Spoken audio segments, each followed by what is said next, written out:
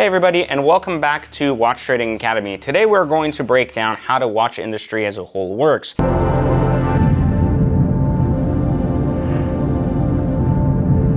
There's a lot of confusion about how margins are made, how money exchanges hands, and more importantly, who's getting paid and where. So there's a couple of interesting opportunities to understand, and the opportunities are simple. ADs, which refer to authorized dealers, then what we consider to be gray market dealers, and then we're going to call them gray, and then resellers.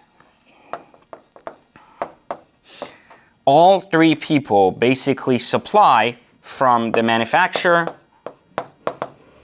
which is here, that gives to the ADs, that gives to the gray market, that gives to the reseller, and then here you have an end user. So this is really interesting and just a really good kind of chart to kind of understand. And again, forgive me for the scribbly. The AD is basically the only one that can buy from the manufacturer. And most AD brands like Rolex, Patek, even if you look at, for example, like Hublot and everything, they have on average about a 40 to 45% margin per item. So if you've ever wondered how much money does your Rolex dealer make, it's about a 40% margin. That gives you a very clear margin play.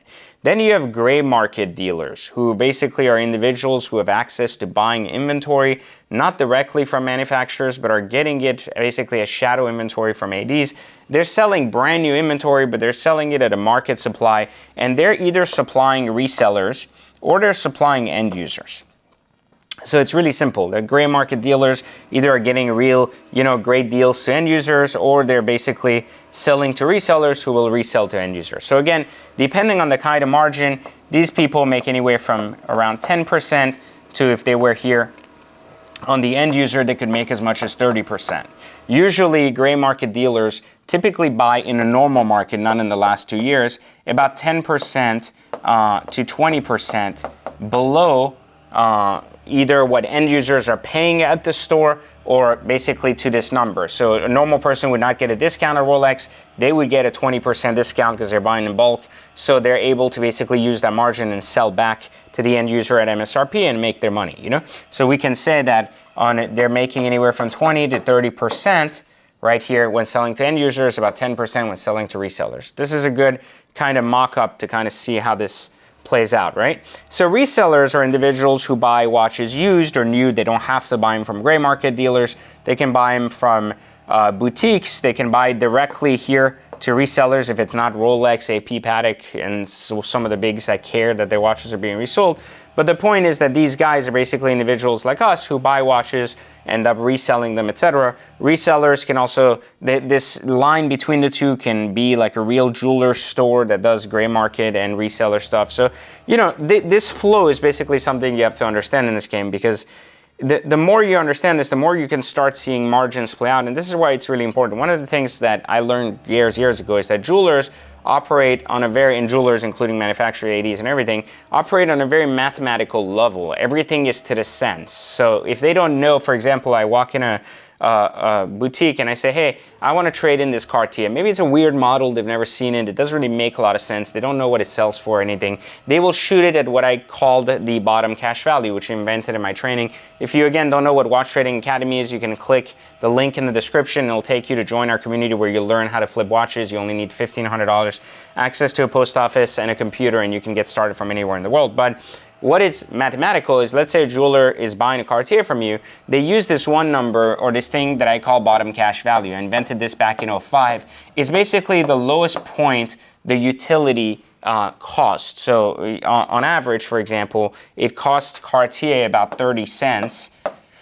So if you have a $10,000 item, it costs them $3,000 before then they have margins, etc. But jewelers think that way too. So they basically think, can I buy at 30 cents, sell at 40 cents? Or they think, can I buy at 50 cents, sell at 60 cents? They don't think what's the number? What's the dollar?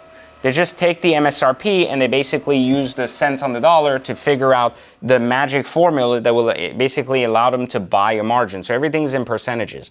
So one of the math skills that I've always said, if you're not very good at percentages, you're probably not going to do very good in the watch industry in speed and haste and everything else.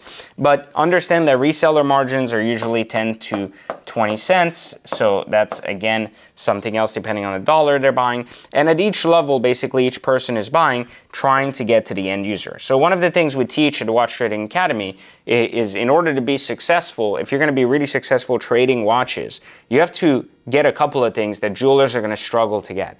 The majority of the industry is going to focus on ADs, gray market, and resellers, because this is basically the core of the speed of motion and ultimately the core of where you're going to get enough transaction level to build a reputation, make some money, and so on and so forth. I follow a different methodology. If you're going to be successful doing this, learn these. What is the bottom cash value of all things so you always buy right? And then find these end users, individuals who want watches.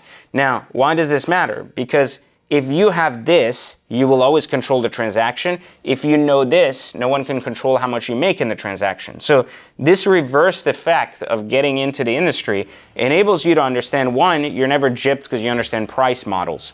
Two, you have the end user, and if you have the capital, even if you don't have it at the beginning and you have it later as you make more money, you have the end user. Every one of these guys wants this. So the guy who has this first will certainly be in a better position than any of these guys, because there's 10,000 of these guys that come and go every year. There's very few of these guys that basically are individuals who understand how to get these guys to be their clients. This is why the jewelers and the resellers that last the longest are the ones that have real clients that buy real watches that aren't wholesalers. Wholesalers come and go because they're constantly liquidated by low margin, changes in market, and inability to function based on your rules. Guys that are real sellers and real business individuals who sell to end users have margins, like good margins to make money on, which is what a healthy business does, but also a loyal customer in addition to information about how to buy correctly. So basically you're not duped by any of these three individuals that will steal your margin. So I just wanted you to understand how the actual industry as a whole works, so you can kind of see the flow of things and what you need to do to be successful doing this. Now, if at any time you wanted to learn this trade, again, you can click the link in the description. We'll teach you step by step how to be a watch trader. And if you don't know if watch trading is for you, we have a free training put together for you for 60 minutes where you're going to understand how this industry works a little better, and if it is indeed something you want to do or not. But remember, you only need $1,500, access to a post office and a computer to get started. So click the link button at the bottom, and of course, like, subscribe, turn on notifications, and let me know, do you think there's something else that matters more than knowing what to pay and who to sell for in this industry? Put it in the comments. I'll catch you next time on another Watch Trading Academy video.